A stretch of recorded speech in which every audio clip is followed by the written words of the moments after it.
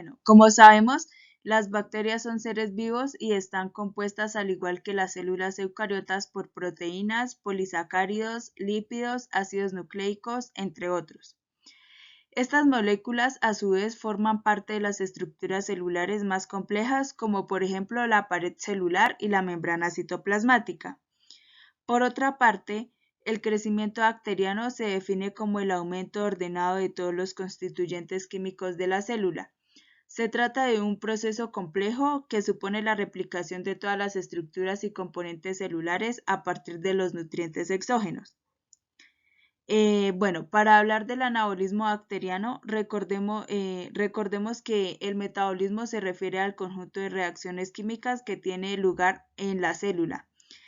El metabolismo tiene lugar a través de secuencias de reacciones catalizadas enzimáticamente y se divide en anabolismo y catabolismo. El proceso por el cual la célula bacteriana sintetiza sus propios componentes se conoce como anabolismo y como resulta de la producción de un nuevo material celular también se denomina biosíntesis. La biosíntesis es un proceso que requiere energía. Por lo tanto, las bacterias deben ser capaces de obtenerla en su entorno para crecer y eventualmente multiplicarse. Anabolismo o biosíntesis comprenden procesos que utilizan ATP y metabolitos precursores para sintetizar y formar subunidades de macromoléculas que comprenden la célula.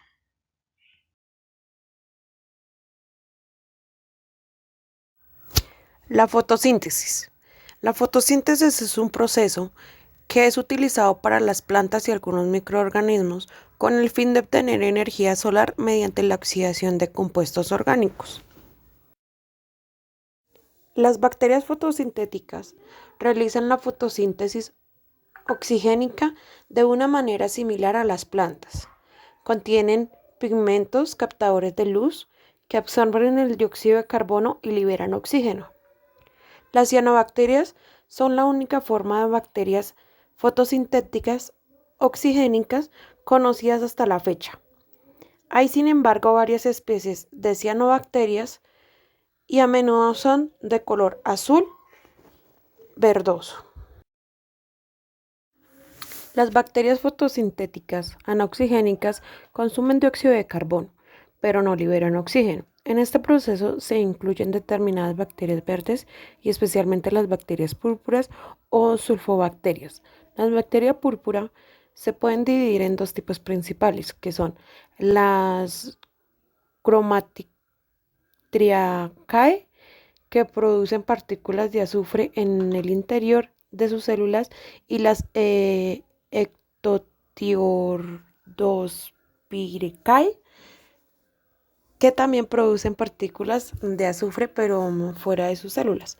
Estas se encuentran normalmente en aguas estancadas o manantiales sulfúricos calientes donde apenas existe oxígeno. De hecho, no puede realizar la fotosíntesis en los lugares donde haya una gran cantidad de oxígeno, en lugar de utilizar el agua para la fotosíntesis. Como las plantas y las cianobacterias, las bacterias púrpura del azufre utilizan sulfuro de hidrógeno como agente reductor.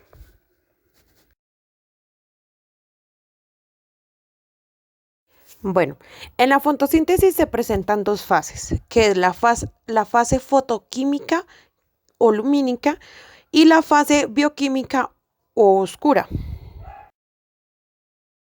En la fase fotoquímica o lumínica, en esta se transforma la energía solar en energía química, generando energía ATP y nicotinamida adenina dinucleótido fosfato, que es NADPH.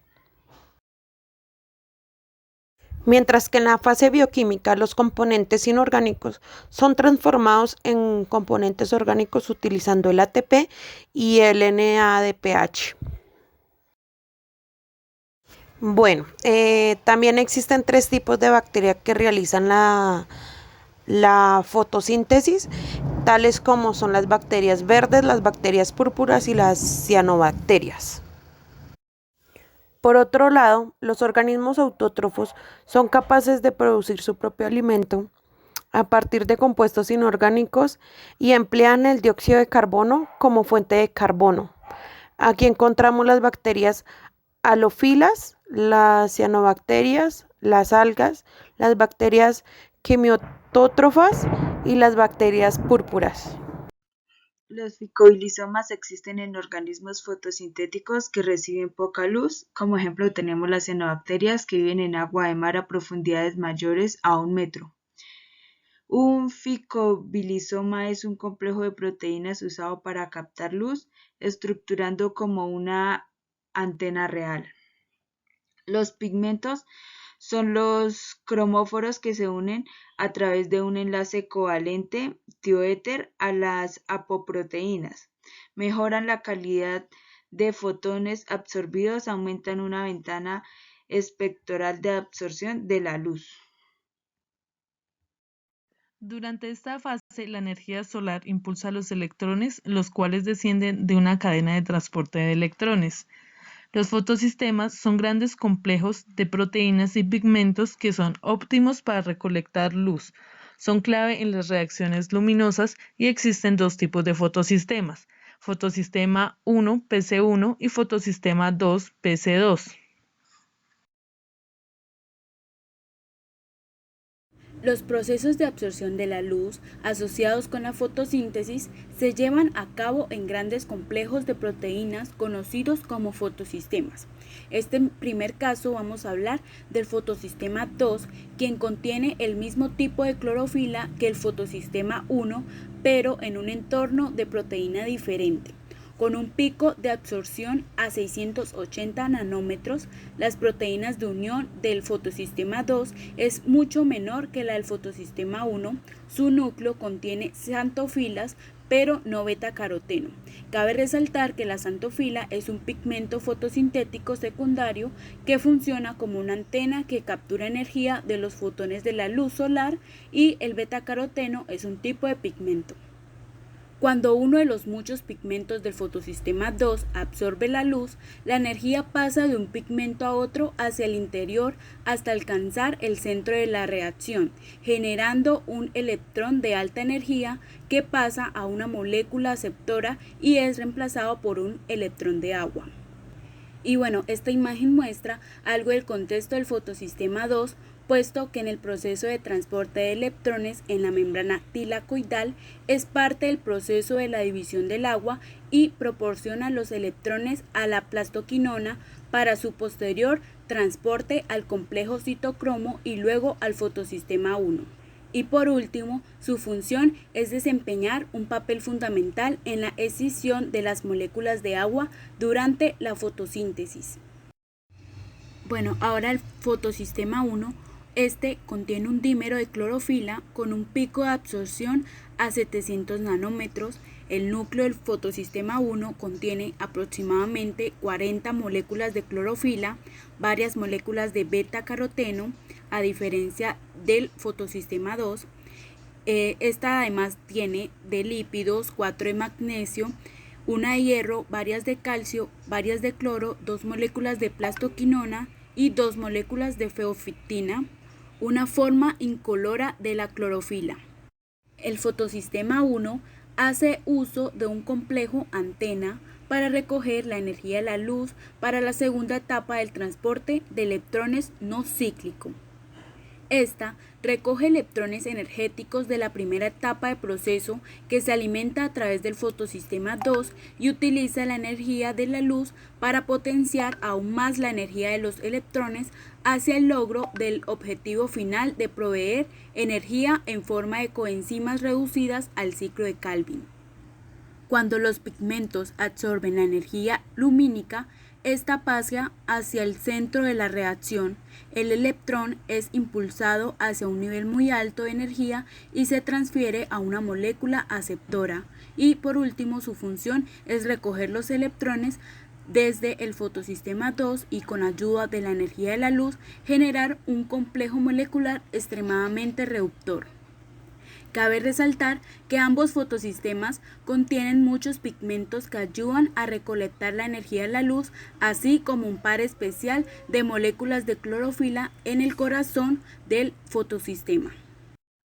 Las reacciones independientes de la luz, conocido como la fase oscura o el ciclo de Calvin. En esta fase de la fotosíntesis, esta energía se usa para reducir el carbono y sintetizar glúcidos sencillos. Las células fotosintéticas obtienen el carbono del CO2 y las células de las algas obtienen el CO2 directamente del agua que los rodea. A diferencia que las plantas, el CO2 llega a las células a través de unos poros especializados llamados estomas. Estos se encuentran entre las hojas y tallos verdes. Las reacciones de la segunda fase de la fotosíntesis requieren la presencia de las moléculas NADPH y ATP. Estas solo se forman en presencia de luz. Sin embargo, mientras haya disponibilidad de estas moléculas, estas reacciones pueden producirse, independientemente si hay o no luz. Por eso se denominan reacciones independientes de la luz. En el ciclo de Calvin, los átomos de carbono del dióxido de carbono se fijan, es decir, se incorporan a moléculas orgánicas, y se utilizan para formar azúcares de 3 carbonos. Este proceso es estimulado por el ATP y NADPH que provienen de las reacciones luminosas y dependen de ellos. A diferencia de las reacciones dependientes de la luz que ocurren en la membrana tilacoidal, las reacciones del ciclo de Calvin ocurren en el estroma, que es el espacio interior de los cloroplastos. Esta ruta de biosíntesis es un ciclo de reacciones catalizadas por enzimas con 3 etapas principales. Bueno, esta primera etapa se llama fijación carboxilación de disfosfato de ribulosa para formar PGA. Bueno, la PGA es una molécula y bueno, en este primer paso del ciclo, una enzima apodada rubisco cataliza la fijación del dióxido de carbono, un azúcar de 5 carbonos llamada bifosfato de ribulosa. Esta es catalizada por la carboxilasa de disfosfato de ribulosa. Sin embargo, la molécula de 6 carbonos resultante es inestable y rápidamente se divide en 2 moléculas de un compuesto de 3 carbonos llamado 3-fosfoglicerato. Así, por cada dióxido de carbono que entra en el ciclo, se producen 2 moléculas de 3 PGA. Es decir, la primera etapa del ciclo de Calvin incorpora carbono del dióxido de carbono en una molécula orgánica y eso es a lo que llamamos un proceso de fijación de carbono. En la segunda etapa, el ATP y el NADPH se utilizan para convertir las moléculas de 3 PGA, es decir, el resultado de la primera etapa llamada fijación, se convierten en moléculas de azúcar de 3 carbonos llamadas gliceraldehído 3-fosfato. Esta etapa se llama así porque el NADPH debe donar sus electrones o reducir a un intermediario de 3 carbonos para formar el G3P. Este proceso ocurre en 2 pasos principales. En primer lugar, cada molécula de 3-PGA recibe un grupo fosfato de ATP y se convierte en una molécula con doble fosforilación llamada 3-bisfosfoglicerato y deja al ADP como subproducto. En segundo lugar, las moléculas de bisfosglicerato se reducen, es decir, ganan electrones, y cada molécula recibe 2 electrones de la NADPH y pierde uno de sus grupos fosfatos para convertirse en un azúcar de 3 carbonos llamada gliceraldehído 3-fosfato, es decir, G3P. Este paso produce NADP y fosfato como subproductos. El ATP y el NADPH utilizados en estos pasos son productos de las reacciones dependientes de la luz, es decir, la primera etapa de la fotosíntesis. En conclusión, la energía química del ATP y el poder reductor de la NADPH que se generan con la energía de la luz mantienen en funcionamiento el ciclo de Calvin. En la tercera etapa ocurre la regeneración de la molécula que acepta el dióxido de carbono. La mayor parte del gliceraldehído 3-fosfato se convierte en ribulosa 1,5 bisfosfato. En esta etapa, algunas moléculas de G3P se van para formar glucosa, mientras que otras deben reciclarse para regenerar el aceptor RuBP. La regeneración necesita ATP e implica una compleja serie de reacciones. Entonces, para que un G3P salga del ciclo y se dirija a la síntesis de glucosa, 3 moléculas de dióxido de carbono deben entrar en el ciclo, lo que resulta en 3 nuevos átomos de carbono fijo. Cuando 3 moléculas de dióxido de carbono entran en el ciclo, se producen 6 moléculas de G3P. Una sale del ciclo y se utiliza para formar glucosa, mientras que las otras 5 deben reciclarse para regenerar 3 moléculas del aceptor RuBP. Se necesitan 3 vueltas del ciclo de Calvin para crear una molécula de G3P que pueda salir del ciclo para formar la glucosa. Algo del gliceraldehído 3-fosfato producido en el ciclo de Calvin se consume en rutas de síntesis de carbohidratos. El gliceraldehído 3-fosfato es el producto principal de la ruta. Una molécula de G3P contiene 3 átomos de carbono fijo, por lo que toma 2 G3P para formar una molécula de glucosa de 6 carbonos, es decir, se necesitarían 6 vueltas del ciclo, o sea, 6 dióxido de carbono, 18 ATP y 12 NADPH para producir una molécula de glucosa. Bueno, como resumen del anabolismo bacteriano, pues como sabemos, las bacterias tienen la sana costumbre de adaptarse fantásticamente a todo. Y pues esto hace que hayan creado variedades o variantes metabólicas interesantes.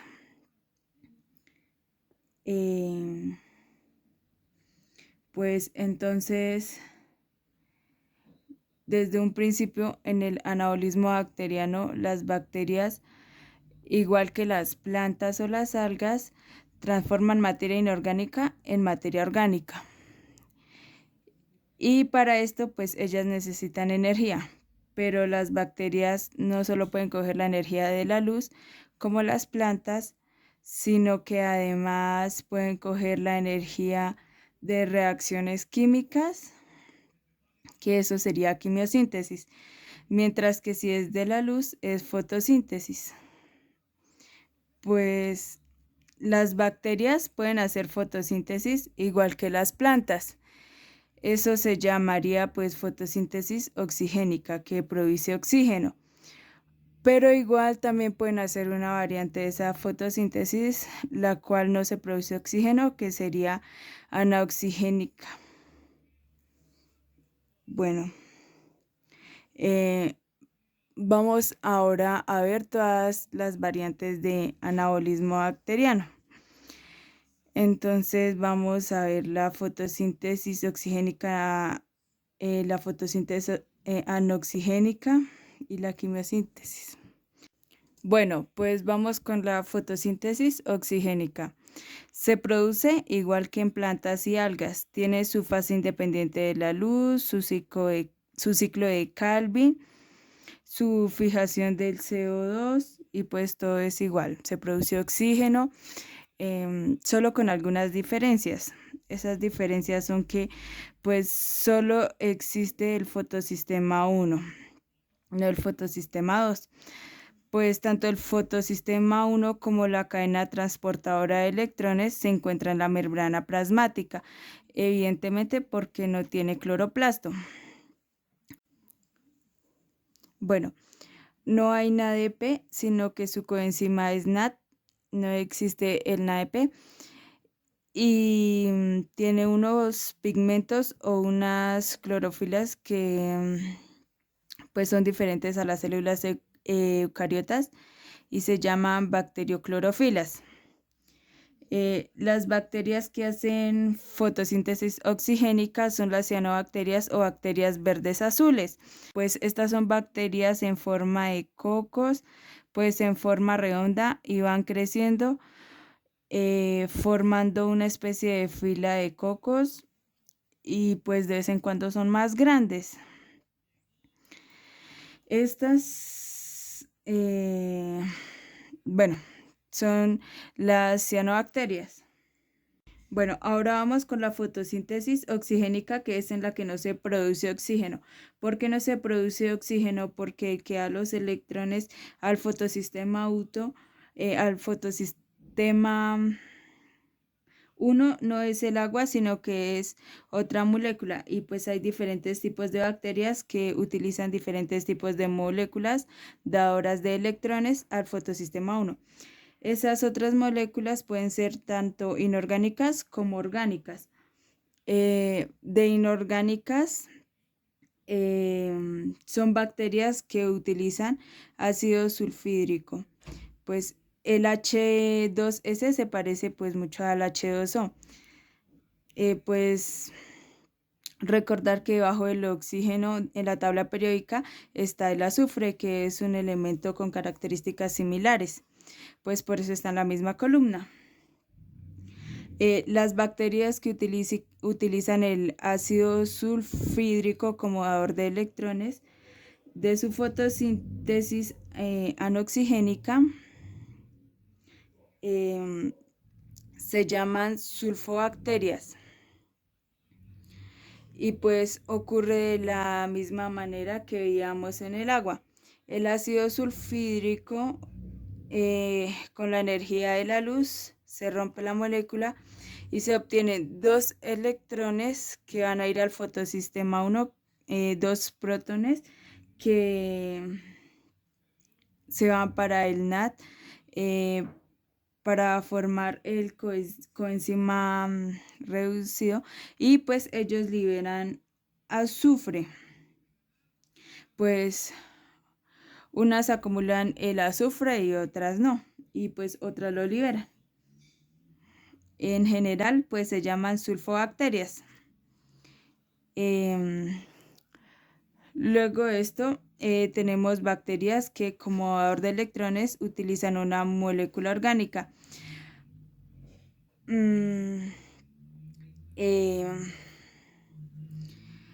Hay bacterias que utilizan como pues ejemplo el ácido láctico en forma pirúvico. Y pues el ácido láctico tiene 2 hidrógenos más que el pirúvico, por eso se puede formar coenzimas reducidos. Pues los coenzimas reducidos tienen poder reductor.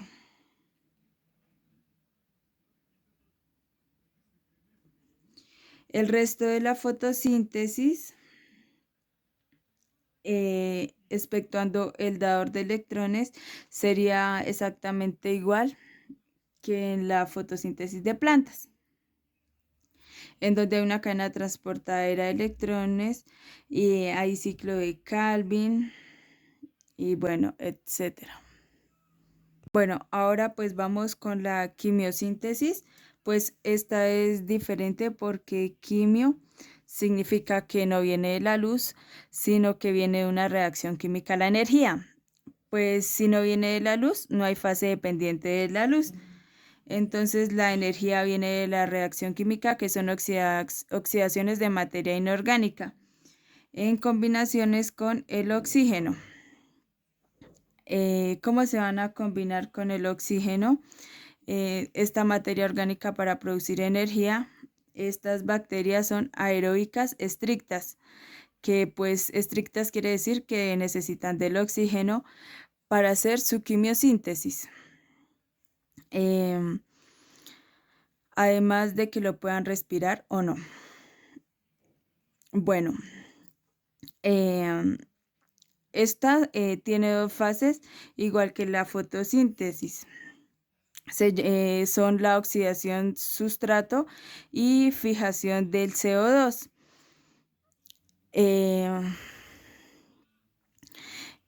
Bueno, esta fijación del CO2 es el ciclo de Calvin.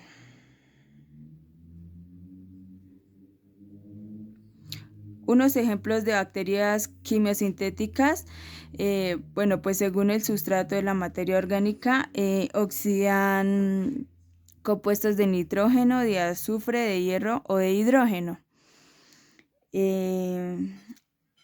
Bueno, las más importantes y conocidas y están en todas partes son las del nitrógeno, se llaman bacterias nitrificantes.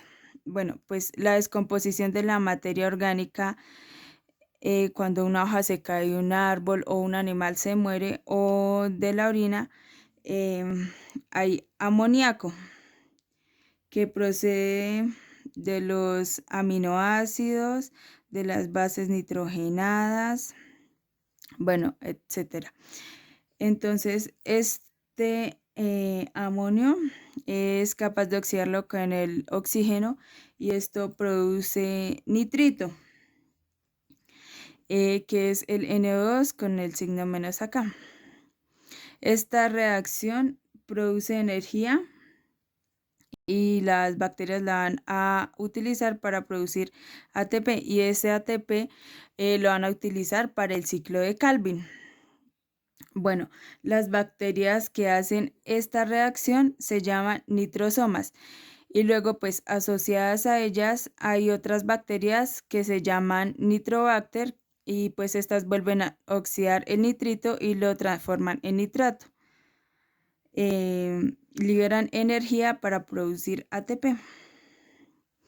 Estas bacterias están en el suelo de todas partes. Bueno, si alguien tiene una pecera, pues en esta se colocan algas para montar el suelo. Pues venden unos botecitos con estas dos bacterias para que produzcan nitrato, porque el nitrato es el nitrógeno que absorben las plantas. Las plantas no pueden absorber el amonio que se produce por la orina o por la descomposición de la materia orgánica, sino que necesitan el nitrógeno que lo pueden absorber en forma de nitrato y para eso necesitan estas dos bacterias que están pues en el suelo, sean nitrosomas o nitrobacter.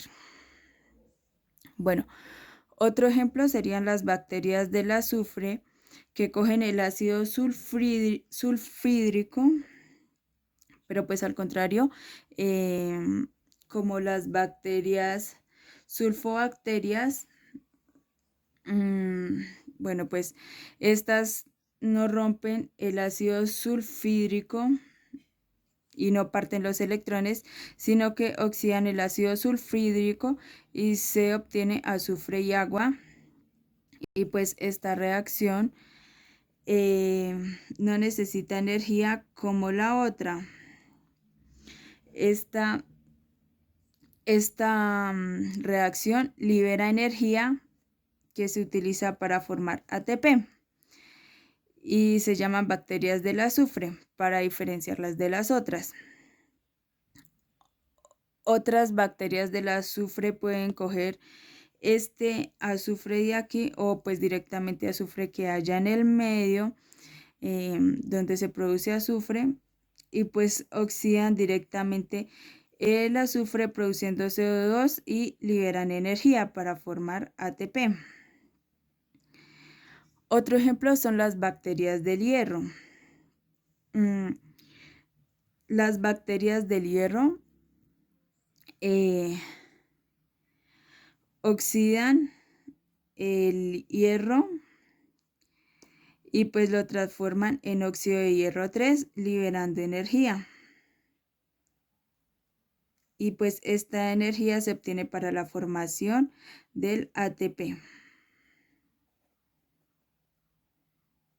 Bueno, por último, tenemos las bacterias del hidrógeno, donde el hidrógeno oxida, el oxígeno oxida el hidrógeno formando H2O y liberan energía que se utiliza para formar ATP.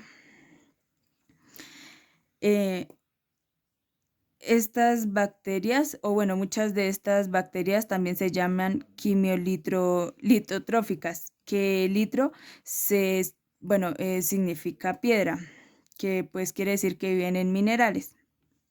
Bueno,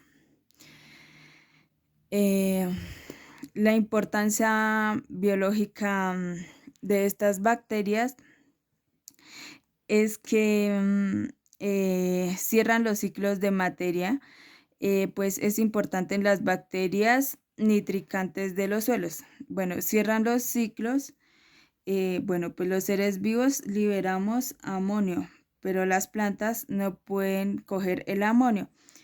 Entonces, pues necesitamos un ser vivo para que éste lo transforme en amonio, perdón, en nitrato.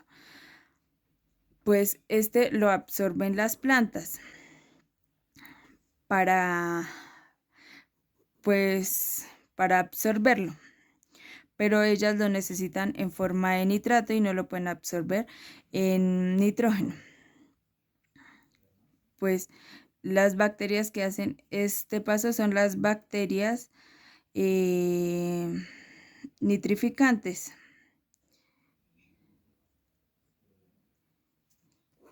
Bueno, estas son bacterias extremófilas que están en la base de la cadena trófica de ambientes extremos, como los volcanes, las fumarolas submarinas.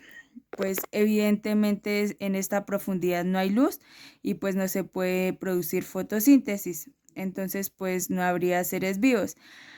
Pero sí hay, porque hay bacterias quimiosintéticas que están produciendo materia orgánica y pues esas bacterias son el alimento de otros seres vivos y pues así se organizan. Pues lo mismo en otros lugares como en aguas termales o en las minas. Y pues ya, eso como resumen de este tema.